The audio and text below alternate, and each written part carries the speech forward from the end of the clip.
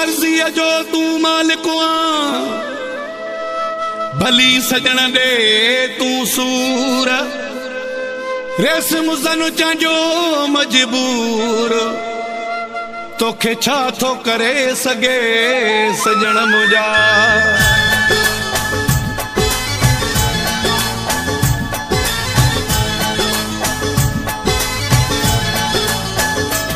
तुंहिंजो वक़्तु आहे ॻाल्हाई भली सीनो साही भली असां हूअ बि रोवण जा दी आहियूं तोसां पुॼण जहिड़ा दिलबर न आहियूं तुंहिंजो वक़्तु आहे ॻाल्हाई भली सीनो साही भली असां हूअ बि रोवण जा दी आहियूं तोसां पुॼण जहिड़ा दिलबर न आहियूं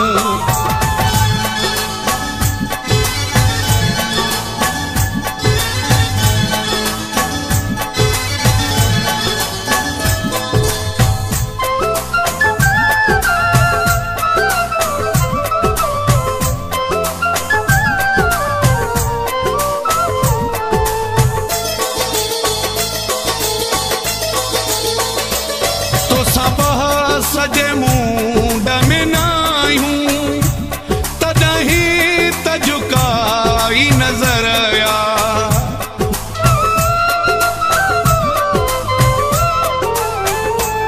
तोसां सजे मुंड में न आहियूं तॾहिं त झुकाई नज़र आ दिल टोड़ींदे मोह मोड़ींदे खबर आ तुंहिंजो वक़्तु आहे ॻाल्हाई भली सीनो साही भली असां हूअ बि रोवण जा दी आहियूं तोसां पुॼण जहिड़ा दिलबर न आहियूं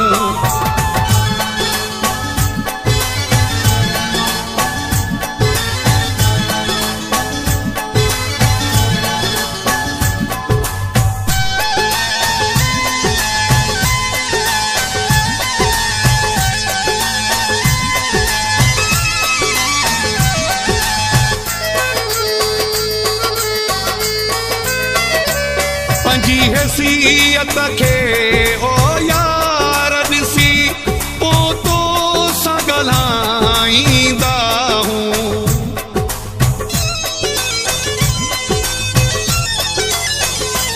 पंहिंजी हैसियत खे ओ यार ॾिसी पोइ तोसां ॻाल्हाईंदा हूं न त कुंड पासो कोई कहिड़ो वठी जलाईंदा हूं तुंहिंजो वक़्तु आहे ॻाल्हाई भली सीनो साही भली असां हूअ बि रोवण जा दी आहियूं तोसां पुॼण जहिड़ा दिलबर न आहियूं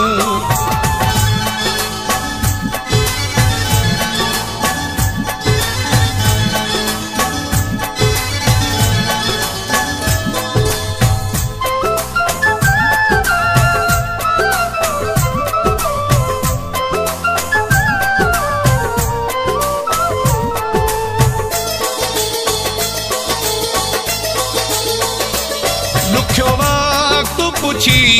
कोन ईंदो आहे इहो बि सोचे रखिजां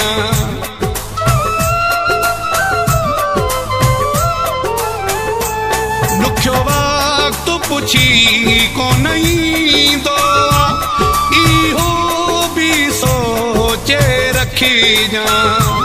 रेसमत चंजे जोरो नेठि सजायो थींदो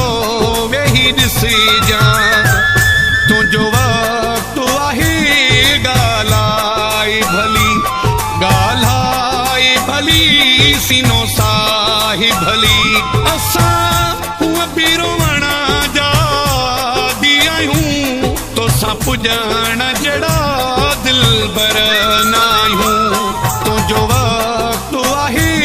गालाई भली सीनो साही भली असा हुआ बीरोवणा जा दिया हूँ तो सा पुजाना